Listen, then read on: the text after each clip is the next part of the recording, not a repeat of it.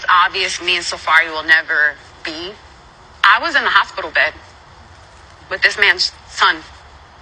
That man didn't care if I made it through that pregnancy. That man didn't care if I made it through that labor. I really have fought through some dark time. Like, literally, I couldn't get out of bed, guys. There was days I could not eat.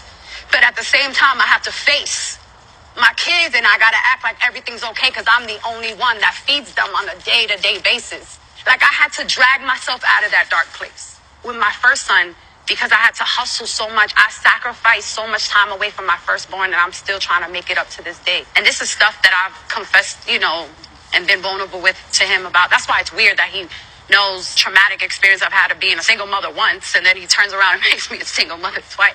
I've already come to terms that Sarafee will never really take accountability, and that's fine.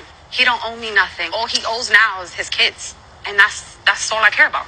Sarafee, do you want to say anything at this point? Come on, say this. Grow up. Shut the up. You can cuss me out. I'm cool with it. Speak, bro, because there's somebody out there like you. So you got to speak, bro. I want you to be able to speak and not us speak for you. So if there's anything, this is the time. I don't even know how to start. I'm not saying that Sarafee is a narcissist, but if he is, a lot of people seem to think so because I got sent that video like 20 times. And if you're new here, I'm a narcissist. I actually have narcissistic personality disorder. I watch videos like that from a different perspective, from the lens of a diagnosed narcissist. I've been in therapy for 5 years dealing with it. So I know a thing or two about the traits. Erica was in pain and expressing her heart and things like this, but I could feel the anger boiling up in this man's heart. And he unleashed it on that other woman when she said, grow up. He just, boom, shut the F up quick.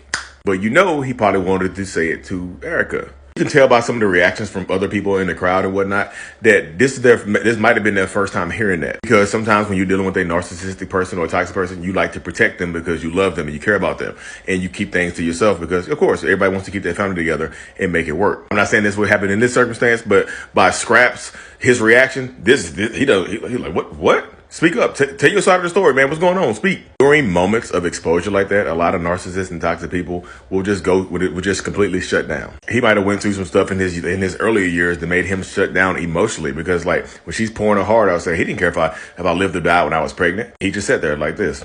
Also, she pointed out that he put her through the same type of trauma that she shared with him. A lot of narcissists and toxic people will use your trauma against you, will weaponize the things that you tell them against you later on. There's an emotional blockage going on there because you can tell he feels those emotions, but he's stifling them with anger. Therapy is the only way out of that. Hope this helps.